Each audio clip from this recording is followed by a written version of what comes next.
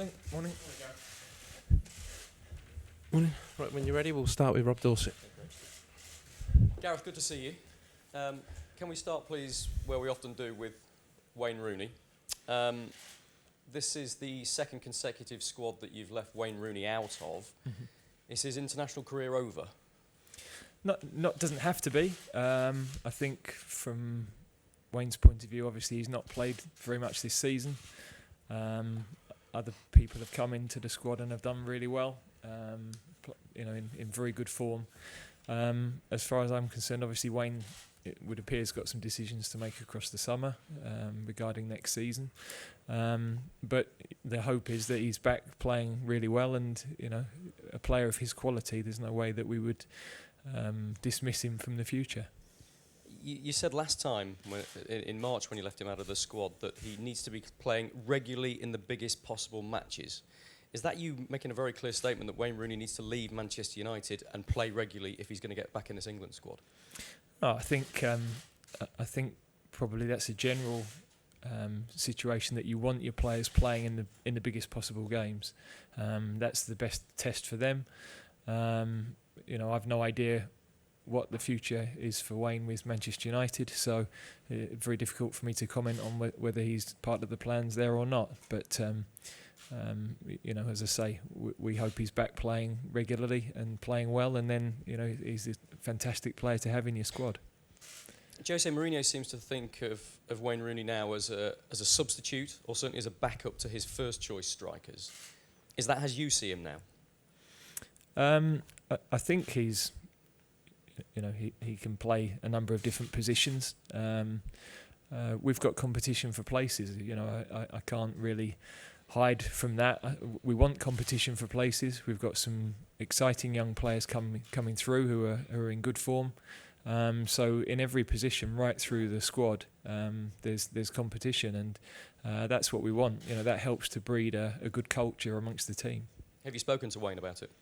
I've spoken to him in the past about, but not this time. Not this time, because in the end, I think there's only so many times you can speak about the situation, we've been very clear. I'm very conscious that, again, it's the first question you asked me, so I'm conscious from his point of view that it's always a big story when you don't select him, and I want to do that in the right way. Equally, when we've had previous conversations, there's no point in revisiting those at this stage. I want to talk to you about Marcus Rashford. A big decision for you to put him in the senior squad and not the under-21s. When you were the under-21s manager, you spoke in a very heartfelt way about the importance of England's young players getting tournament experience. Yep. You seem to have gone against your own mantra with this one. Why have you done that? Well, I'm still of the belief that it's great for our young players to get experience. We've seen that with the under-17s getting to the final a couple of weeks ago. We're seeing it now with the under-20s playing out in Korea in the World Cup. So it is an important part of their development. Equally, when you're talking about young players, you've got to look at the individual, what's right for the individual. With Marcus, if we'd had the conversation in November, December, I'd have been looking, as I said at the time, where, great for him to be involved with the under-21s if possible. As the season's gone on, he's become a more integral part of Manchester United's team.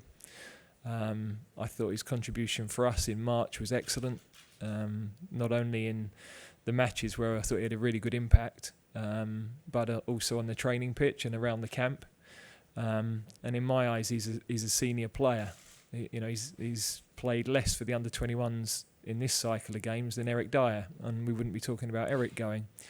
So it was not a difficult decision that he should be with the senior team for the two matches we've had.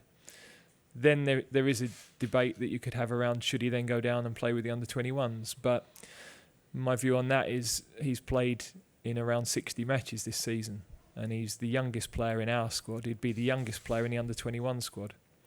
And so I think that needs some managing carefully, and that has outweighed the possibility of him going with the under-21 side this time.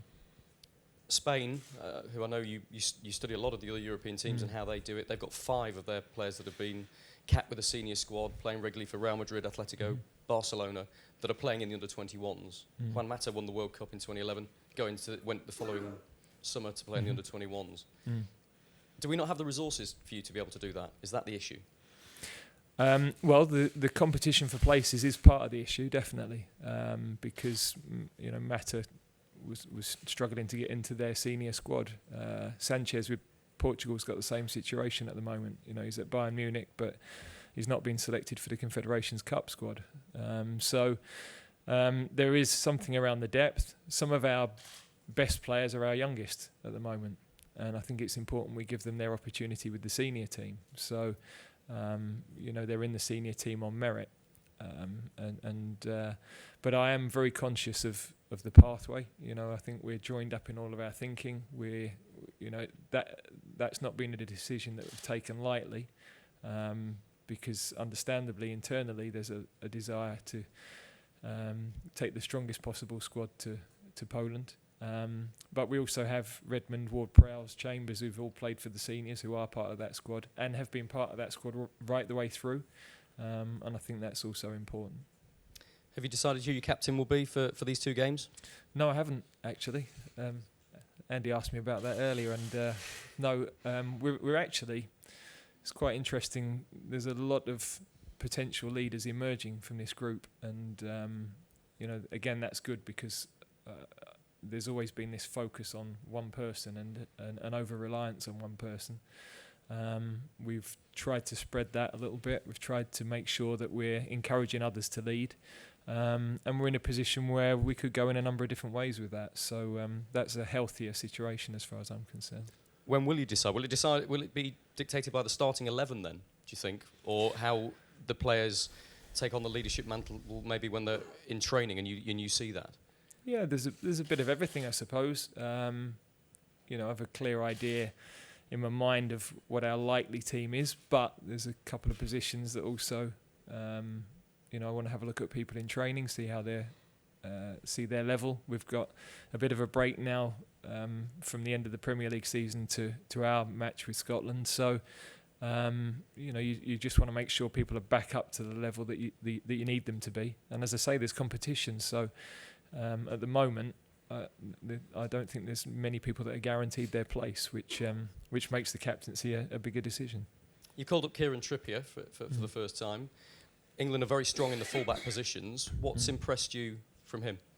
Yeah, he's. I watched him a lot at Burnley.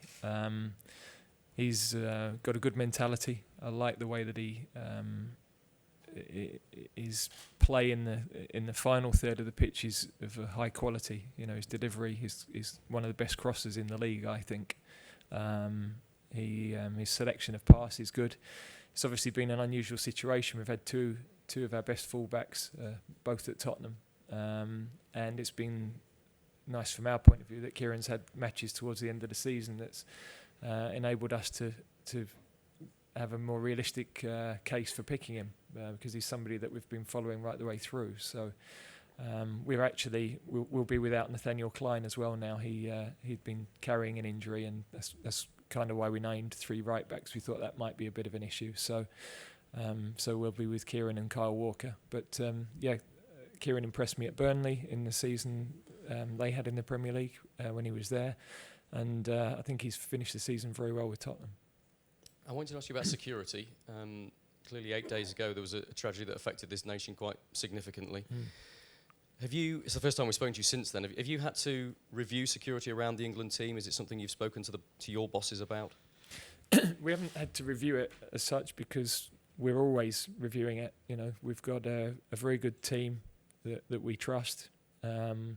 Whenever there are incidents, then our guys are very alert to what's going on. I guess at this point it's probably the first time I've spoken publicly, so I should say our thoughts are definitely with the victims of Manchester, their families, and we're conscious that there's that balance of sport and life at this moment in time. But from our point of view, one of the messages we have to give is that as a national football team, we have to keep working and keep showing that things like this won't affect us as a country. We are respectful of those who've lost their lives and their families, but we also recognise that to have the right message towards terrorism is to keep doing what you're doing and to keep working in the way that you normally work. That's not easy for anybody, but we feel a responsibility to do that, and we feel it's our duty representing the national team to do that. Thank you for that. Back to the football. Scotland, a huge rivalry. How does the rivalry compare, do you think, say, with England-Germany? You've experienced both of those games. Which is the stronger? Well, they probably dislike us more, would be my observation. Different. I think it's, of course, it's a more local rivalry, and the history of matches probably goes back even further. We're never left in any with any illusions of what they think of us when we go there. So I'm looking forward to it. I like going into those occasions where you feel like the world's against you in the stadium, and you put your flag in the sand, and you in a sporting sense fight for your country. So I love that.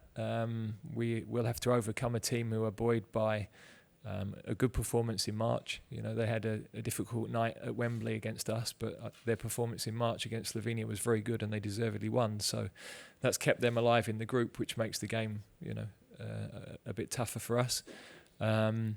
We're looking forward to the challenge.